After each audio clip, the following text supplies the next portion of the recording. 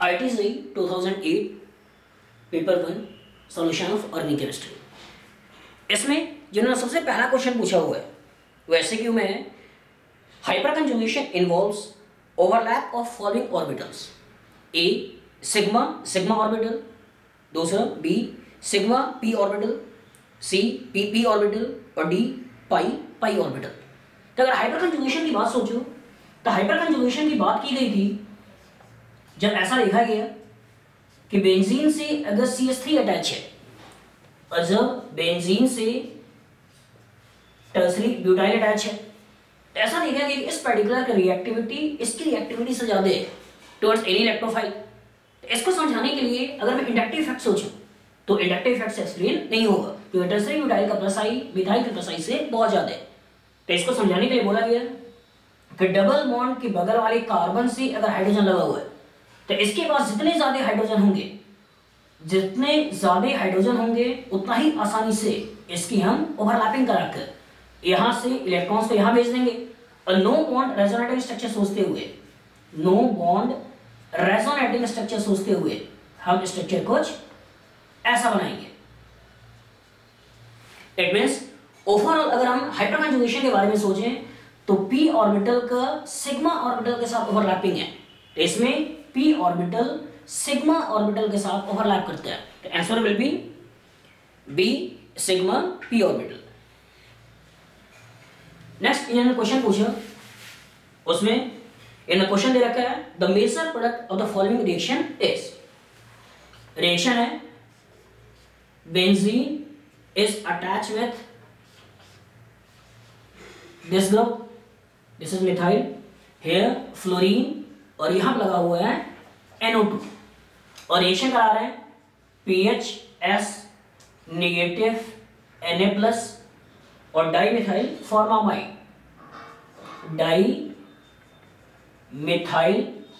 Formamide, इसके साथ ये रिएक्शन करा है। अब चेक करिए, इस पर्टिकुलर के पास पार्शियल पॉजिटिव है और यहां भी पार्शियल पॉजिटिव है और ये बहुत ही अच्छा न्यूक्लियोफाइल है।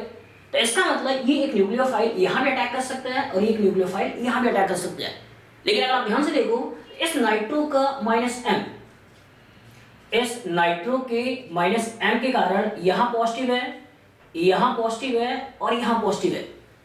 ठीक, अगर यहां पे -M का कारण पॉजिटिव है तो ये इलेक्ट्रॉन डेंसिटी को खींचेगा और ये भी सिस्टम से इलेक्ट्रॉन डेंसिटी खींच रहा है। तो इट मींस इस पर्टिकुलर कार्बन के पास बहुत ज्यादा पार्शियल पॉजिटिव चार्ज है और साथ साथ सिंगल बॉन्ड कैरेक्टर है। लेकिन इस पर्टिकुलर में नाइट्रो का -I इन्वॉल्व है और साथ साथ इस A डबल बॉन्ड भी C के पास lone pair partial double bond character involve है। तो इसका मतलब ये एक न्यूक्लियोफाइल अल्काइल हैलाइड के ऊपर अटैक करेगा, ना कि एक न्यूक्लियोफाइल एराइल हैलाइड के ऊपर अटैक करेगा। और दूसरा कि अगर ये अटैक करे तो क्या हम कार्बोकेटाइन बनाने के बाद सोचेंगे या डायरेक्ट अटैक कराएंगे और SN2 सोचेंगे। तो इसमें नाइट्रो का -M जिसके कारण यहाँ पार्शियल पॉजिटिव चार्ज क्रिएट हो रहा है और यहाँ पार्शियल पॉजिटिव चार्ज है, मतलब यहाँ बहुत ज्यादा पार्शियल पॉजिटिव चार्ज, तो कार्बोकेटाइन बहुत ज्यादा स्टेबल नहीं होगा। और स्ट्रॉन्ग न्यूक्लियोफाइल मतलब ये PHS नेगेटिव SN2 के थ्रू इसके ऊपर अटैक करके Br को सिस्टम से निकाल लेगा।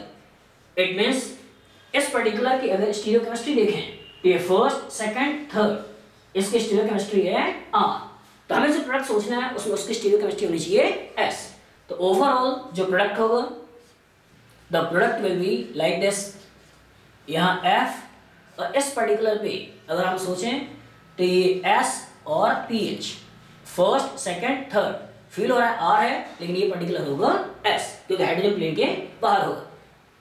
अब इन्होंने जो ऑप्शन दे रखा है वो ऑप्शन ए दे रखा है जिसमें SPH मिथाइल और ये स्ट्रक्चर है। जो भी ऑप्शन इन्होंने दे रखा है उस भी ऑप्शन में इसमें इन्होंने कॉन्फ़िगरेशन को सेम रखा है जैसे वहां पे था, और यहाँ है SPH F और NO2। सी वाले ऑप्शन में इन्होंने अटैक यहाँ पे करा रखा है और डी वाले ऑप्शन में अटैक इन्होंने यहाँ और यहाँ दोनों जगहों में करा रखा है। तो ऑप्शन ए जिसमें SN2 रिएक्शन से बैक साइड से अटैक होगा और Br सिस्टम से निकल जाएगा।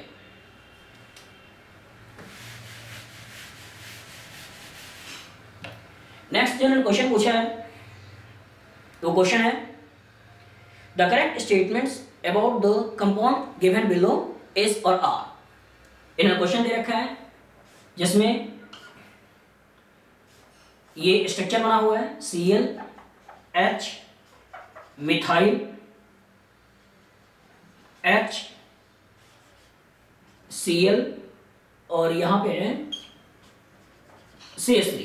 और क्वेश्चन ये कह रहे हैं the correct statement or statements about the compound given below is और आर। तो पहला है the compound is optically active, दूसरा the compound possess centre of symmetry, तीसरा the compound possess plane of symmetry और चौथा the compound possess axis of symmetry. तो जब भी कोई क्वेश्चन दिया हो उसमें सबसे पहले उसका आरएस नोमेनक्लेचर लिख लो और आरएस नोमेनक्लेचर के बेसिस पे एनालाइज करो कि अगर उसका कॉन्फ़िगरेशन आर और आर आता है या एस या एस आता है that means compound is optically active.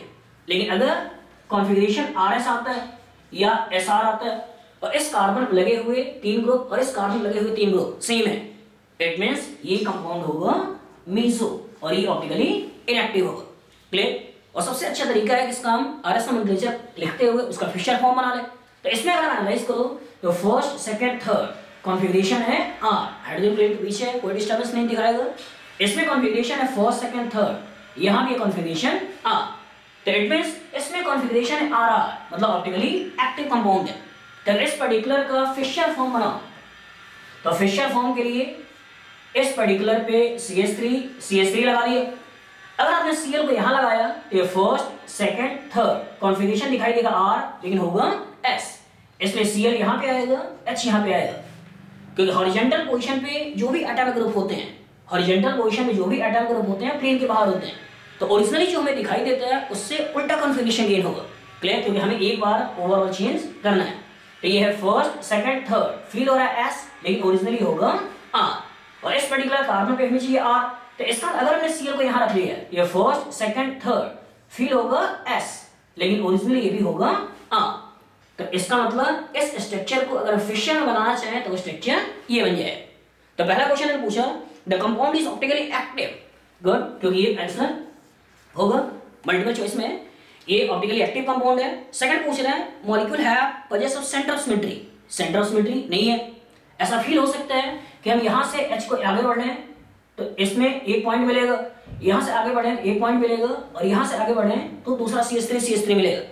लेकिन ओरिजिनली ऑन पेपर ऐसा फील होगा, लेकिन इसके अंदर हाइड्रोजन ऐसा होगा तो ये हाइड्रोजन भी ऐसा निकला होगा। इट मींस इसके अंदर सेंटर ऑफ सिमेट्री नहीं है। दूसरा प्लेन ऑफ सिमेट्री, अब देख सकते हो सिस्टम के अंदर प्लेन ऑफ सिमेट्री नहीं है। और लास्ट पूछ रहे हैं compound versus axis symmetry. Axis symmetry मतलब ये कि अगर आपने Cn एक्सिस 360/n रोटेशन किया, जैसे अगर मान लो हम C2 की बात करते हैं तो इट मींस अगर हमने 360/2 किसी मॉलिक्यूल को 180 डिग्री रोटेट किया और एक्जैक्टली वही चीज मिल जाए मतलब आप कहोगे उसके अंदर C2 मौजूद है। C3 की बात करें मतलब किसी मॉलिक्यूल को 120 डिग्री घुमाओ एक्जैक्टली वही मिल जाए तो आप कहोगे C3 मौजूद है। 90 डिग्री घुमाओ एक्जैक्टली वही मिल जाए मतलब C4 मौजूद है। तो अगर इस मॉलिक्यूल को 180 डिग्री घुमाओ, इस मॉलिक्यूल को 180 डिग्री घुमाओ तो ये Cl यहाँ पे आ जाएगा, यहाँ का Cl यहाँ पे आ जाएगा, H यहाँ चला जाएगा और CH3 ऊपर वाले CH3 के ऊपर चला जाएगा। मतलब इस कंपाउंड के अंदर C2 एक्सिस ऑफ सिमेट्री मौजूद है। It means compound possess axis symmetry तो A as well as D। Next इन्होंने क्वेश्चन पूछा वो भी मल्टीपल करेक्ट में ही है और इन्होंने पूछा हुआ है द करेक्ट स्टेटमेंट या statement concerning the structure EFG is और R। इन्होंने स्ट्रक्चर दे रखा है, वो स्ट्रक्चर है CH3 मिथाइल CO और CH3, इसको उन्होंने बोल रखा है E। सेकंड दे रहे हैं डबल बॉन्ड OH CH3 ये है F और तीसरा दे रहे हैं डबल बॉन्ड CH3 और यहाँ पे है OH, इसको बोल रहे हैं Z। अब पहला ऑप्शन इन्होंने दे रखा है EFG are the resonating structure. तो रेजोनेटिंग स्ट्रक्चर मतलब इलेक्ट्रॉन का एक जगह से दूसरी जगह पे माइग्रेशन, मतलब ऐसा केस हो तो यहां से इलेक्ट्रॉन्स को आप यहां से यहां भेज दोगे और जो स्ट्रक्चर बनाओगे A positive, B double bond C, D negative, कुछ ऐसा स्ट्रक्चर बनेगा। अगर सिस्टम के पास लोन पेयर है A double bond B, C है लोन पेयर तो इसका मूवमेंट ऐसा हो जाता है और इसके थ्रू जो कंपाउंड बनाते हैं, जो रेजोनेटिंग स्ट्रक्चर बनाते हैं, A है negative charge, B double bond C और C है पॉजिटिव चार्ज। C में भी कार्बन, C में भी एनी अदर एटम। इस केस में यहाँ पे कार्बन के पास लोन पेयर नहीं होगा, इसलिए ये जनरली नाइट्रोजन, ऑक्सीजन या हेलोजन्स होते हैं। सल्फर हो सकते हैं, मतलब ऐसे एटम हो सकते हैं जिसके पास लोन पेयर हो। तो इसमें एनालाइज करो, तो यहाँ पे ए डबल बॉन्ड बी, लेकिन सी नहीं है, सी के पास लोन पेयर नहीं है, ना ही उसके पास मल्टीपल बॉन्ड है, मतलब रेजोनेंस की बात यहाँ पे नहीं करोगे। इस वाले केस में अगर आप ध्यान से देखो तो A double bond B C have lone pair, मतलब यहाँ रेजोनेंस पॉसिबल है। इस वाले केस में चेक करो, A double bond B C have lone pair, मतलब यहाँ रेजोनेंस पॉसिबल है। लेकिन इस केस में रेजोनेंस की बात करें तो रेजोनेंस पॉसिबल नहीं है। तो क्वेश्चन कह रहा था कि E F G are the resonating structure, लेकिन रेजोनेटिंग स्ट्रक्चर में आपने क्या देखा हुआ है कि एटम की पोजीशन एग्जैक्टली वही है, एटम्स की न्यूक्लियाई भी वही है, मतलब अगर यहाँ ए है तो यहाँ भी ए है। अगर आपने यहाँ पे CH2 लिया, CH2 double bond CH, CH double bond CH2, तो इसमें अगर आप रेजोनेटिंग स्ट्रक्चर लिखो तो यहाँ भी CH2 ही होगा, मतलब एटम्स के न्यूक्लियस में कोई भी चेंज नहीं है। तो यहाँ पे आपने क्या देखा, यहाँ पे O, यहाँ पे OH, यहाँ पे OH, मतलब ये रेजोनेटिंग स्ट्रक्चर नहीं है। सेकंड कह रहा है कि E, F and E, Z are the tautomers. Tautomers की कंडीशन क्या है कि A double bond B, C have hydrogen, और यहाँ के हाइड्रोजन को आपने यहाँ भेज दिया, और ओवरऑल स्ट्रक्चर बना लेते हैं A hydrogen B double bond C। तो अगर आपने एक जगह के हाइड्रोजन को तीसरी जगह भेज दिया तो इस तरह का स्ट्रक्चर को बोलते हैं टॉटोमेरिक स्ट्रक्चर्स। अब इसमें एनालाइज करते हैं। नॉर्मली ए इलेक्ट्रोनेगेटिव एटम होता है, इसलिए हाइड्रोजन यहाँ से आसानी से यहाँ पहुंच जाता है। अब चेक करो, क्वेश्चन कह रहा है E and F and E H G are the tautomers. E, यहाँ से अगर आपने हाइड्रोजन को यहाँ भेज दिया तो A double bond B, C has hydrogen, यहाँ के हाइड्रोजन को आपने यहाँ भेजा, ये स्ट्रक्चर पॉसिबल है। या अगर ये सिस्टम प्लानर है तो इसमें ज्योमेट्रिकल आइसोमर होते हुए हम दोनों मिथाइल एक साइड भी सोच सकते हैं और दोनों मिथाइल अपोजिट साइड भी सोच सकते हैं। तो इसका मतलब इस पर्टिकुलर का टॉटोमेरिक स्ट्रक्चर ये भी होगा और इस पर्टिकुलर का टॉटोमेरिक स्ट्रक्चर ये भी होगा। Clear? It means B option correct है। सी में पूछा हुआ है F and G are the geometrical isomer, और हम देख सकते हो एफ एंड जी, इस कार्बन पे OH CH3 डिफरेंट है, इस कार्बन पे मिथाइल इथाइल डिफरेंट है, यहाँ भी मिथाइल और इथाइल, यहाँ पे OH और CH3।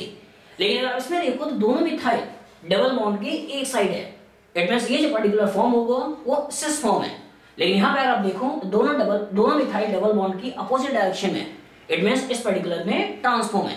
तो ये दोनों का आयोपैक नेम सेम है। स्पेस में डबल बॉन्ड के अलावा, मतलब रेस्ट्रिक्शन इन रोटेशन के अलावा, मॉलिक्यूल्स में एटम्स की पोजीशन में डिफरेंस है, मॉलिक्यूल्स में ग्रुप्स की पोजीशन में डिफरेंस है, इट मींस ये ज्योमेट्रिकल आइसोमर्स हैं। तो सी भी। डी में पूछा हुआ है कि F and G are the diastereomers, F and G are the diastereomers.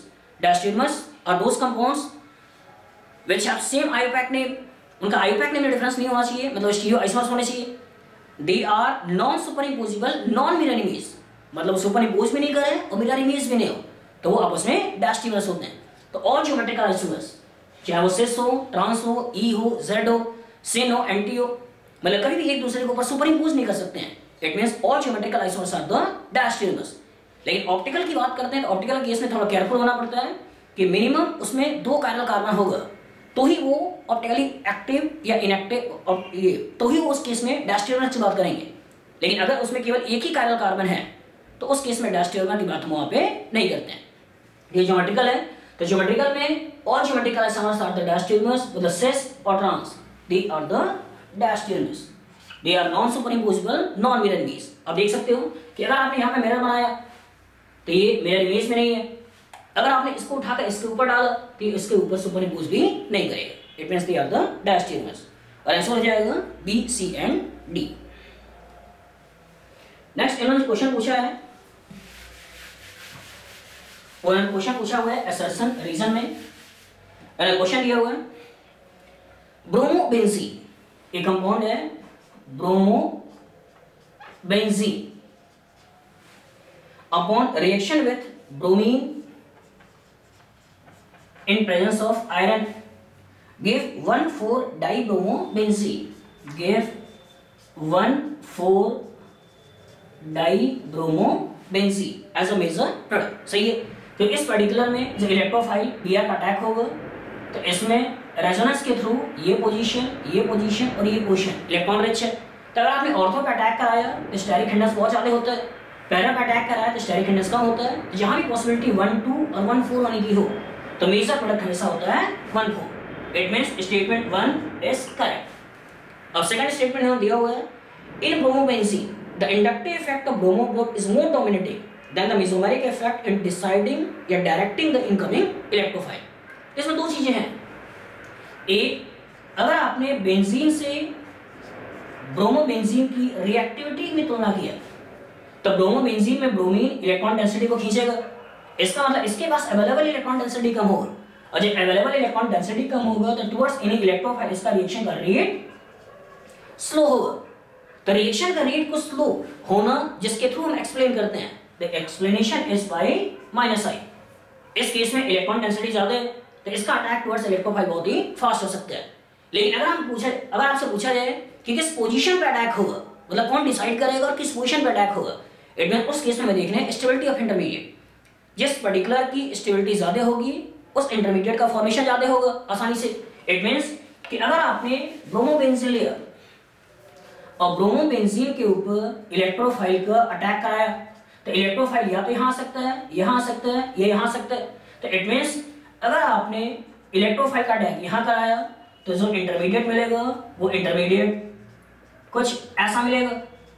अगर आपने इलेक्ट्रोफाइल का अटैक इस पोजीशन पे कराया तो जो इंटरमीडिएट होगा वो कुछ ऐसा मिलेगा।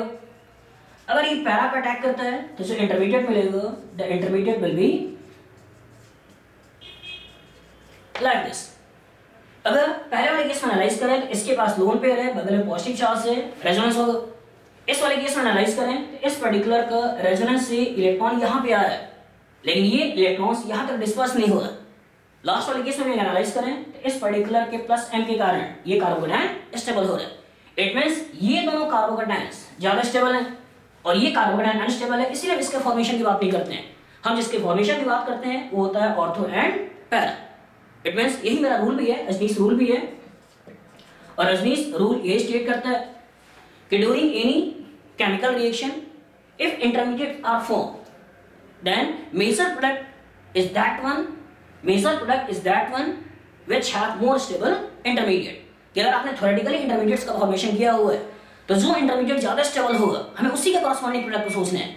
जो इंटरमीडिएट कम स्टेबल होगा उसके कॉरस्पॉन्डिंग प्रोडक्ट को नहीं सोचना है। तो ये इंटरमीडिएट ज्यादा स्टेबल है, ये इंटरमीडिएट कम स्टेबल है। तो इसका मतलब कि पैरा प्रोडक्ट का मेजर होना आपने ब्रोमीन के प्लस m के द्वारा एक्सप्लेन किया है।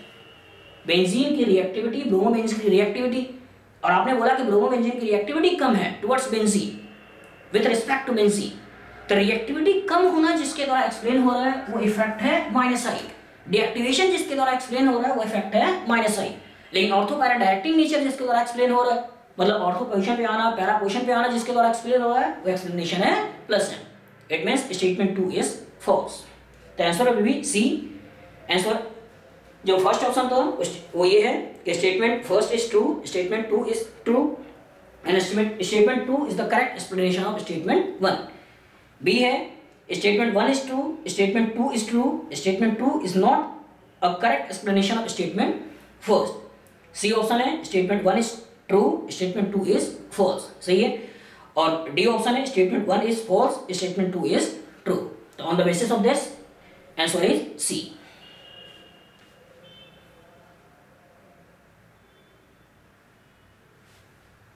एक इन्होंने क्वेश्चन पूछा हुआ है पैराग्राफ में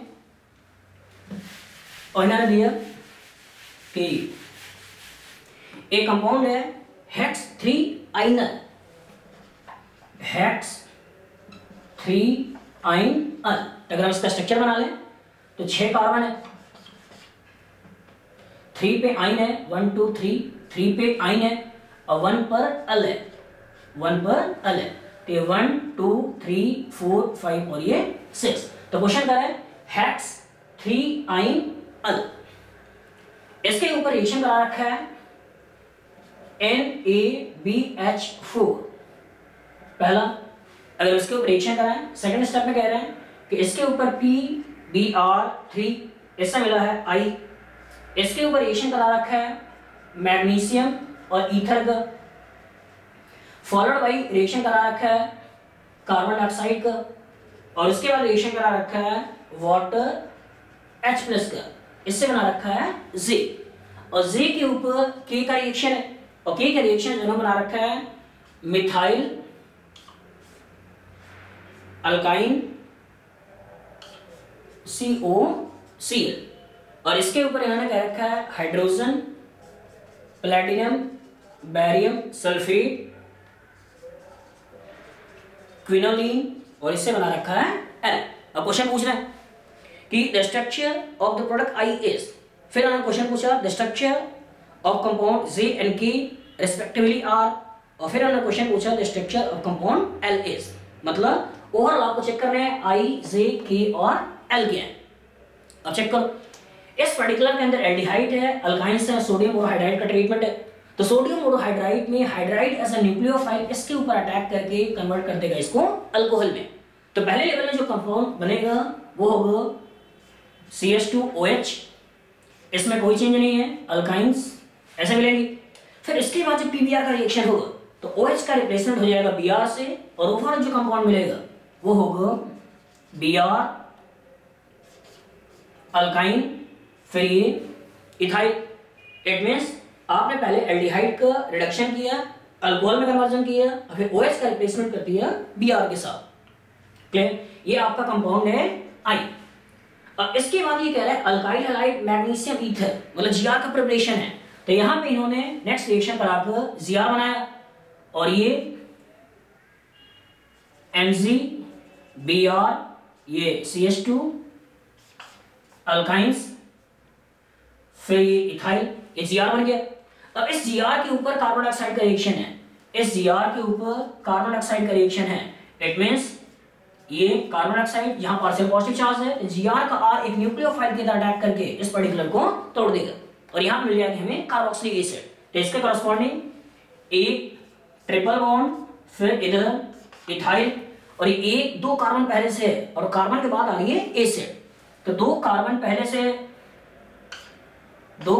से है, एक दो, और इसके बाद आ रही है एसिड COOH, एक दो। This one first, this one is second, और इसी कार्बन का अटैक कर रहा है इस कार्बन और एसिड में कन्वर्ट हो रहा है, तो आपने ये बना लिया। अब इसके बाद क्या है कि ये कंपाउंड है J, अब J के ऊपर K का रिएक्शन है, J के ऊपर K का रिएक्शन है, और K का रिएक्शन से ये मिल रहा है। इट मींस हमें एसिड को एसिड हैलाइड में कन्वर्ट करना है। ट्रिपल बॉन्ड एज सच है, दो कार्बन, यहां भी दो कार्बन है, ट्रिपल बॉन्ड एज सच है 1 2 1 और 2, मतलब हमें एसिड का कन्वर्जन करना है एसिड हैलाइड में। तो इसका मतलब अगर हमें OH का रिप्लेसमेंट Cl से करना है तो हम ले सकते हैं SOCl2। तो इन्होंने जो ऑप्शन दे रखा है उसमें इन्होंने पूछा हुआ है कि K में जो ऑप्शन दे रखा है वो हर जगह पे जो दे रखा है वो दे रखा है SOCl2। तीन जगहों पे SOCl2 है और एक जगह पे CH3SO2Cl। तो SOCl2 OH का रिप्लेसमेंट Cl के साथ करता है। और नेक्स्ट इन्होंने बोला हुआ है कि इसके ऊपर हाइड्रोजन प्लेटिनम और बैरियम सल्फेट। तो अगर आपने अल्काइंस लिया और अल्काइंस के ऊपर हाइड्रोजन प्लेटिनम बैरियम सल्फेट की बात करें तो इससे मिलता है सिस अल्कीन, और that reduction is called as Lindlar. लेकिन अगर आपने एसिड हैलाइड लिया है और एसिड हैलाइड के ऊपर सेम रिएजेंट का यूज किया हुआ है तो सेम रिएजेंट के यूज से एसिड हैलाइड का कन्वर्जन होता है एल्डिहाइड में, और उस वाले केस में इसको बोलते हैं रॉसन-वुड रिडक्शन। मतलब इन्होंने रॉसन-वुड रिडक्शन का कॉन्सेप्ट और साथ साथ लिंटार्ड कैटलिस्ट का कॉन्सेप्ट दोनों को एक साथ जोड़ दिया है, और उसके थ्रू ये पूछ रहे हैं कि क्या हमें इसका रिडक्शन करना है, इसका रिडक्शन करना है, या केवल एक का रिडक्शन करना है। तो जब केवल अल्काइंस हो तो वो लिंटार्ड कैटलिस्ट है, जब केवल एसिड हैलाइड हो तो यही सेम चीज रॉसन-वुड रिडक्शन है। लेकिन अगर दोनों हो तो नाम को छोड़ दो और केमिकल रिएक्शन के बारे में सोचो कि ये अल्काइंस सिस अल्कीन में कन्वर्ट होगा और ये एसिड हैलाइड एल्डिहाइड में कन्वर्ट होगा। तो इट मींस अगर आप ध्यान से देखो इस अल्काइन के अलोंग दो कार्बन है, तो दो कार्बन और दोनों सिस में जाएगा, तो आप यहाँ भी इथाइल रखो और यहाँ भी, मतलब आपने दो कार्बन बना लिए। अब इधर एक दो और फिर दो के बाद एक दो और दो के बाद आपको कन्वर्ट करना है एल्डिहाइड में, मतलब एक दो और दो के बाद कन्वर्ट करना है एल्डिहाइड में। तो overall triple bond double bond में कन्वर्ट हो गया, और डबल बॉन्ड में कन्वर्ट होने के बाद एक साइड इथाइल ये हो गई, और दो कार्बन के बाद यही एसिड हैलाइड थी, एसिड हैलाइड एल्डिहाइड में कन्वर्ट हो गई। तो आपने ट्रिपल बॉन्ड का ट्रिपल बॉन्ड का लिंडार्ड कैटलिस्ट के थ्रू अल्कीन में कन्वर्जन किया, सिस अल्कीन में कन्वर्जन किया, और साथ में एसिड हैलाइड का रोशन-मोल्ड रिडक्शन के थ्रू सेम रिएजेंट सोचते हुए आपने एल्डिहाइड में कन्वर्ट कर दिया। तो इन्होंने पूछा हुआ है the structure of I is, तो 4 ऑप्शन दे रखे हैं, उस 4 ऑप्शन में जो आई है वो ये है। फिर दूसरा ने पूछा the structure of G and K, तो जी आपका ये और के SOCl2 SOCl2। फिर नेक्स्ट क्वेश्चन पूछा हुआ है the structure of L is, the structure of L is, ये हो जाएगा। इसमें जो 4 ऑप्शन बनाए हुए हैं उसमें एक जगह अल्काइंस को ऐसा छोड़ दिया है और केवल एसिड हैलाइड का रिडक्शन किया, एक जगह इन्होंने अल्काइंस को अल्केन में कन्वर्ट कर दिया, एक जगह सिस अल्कीन और एक जगह ट्रांस अल्कीन। केयरफुल होना है, यहां में बनाना है सिस अल्कीन।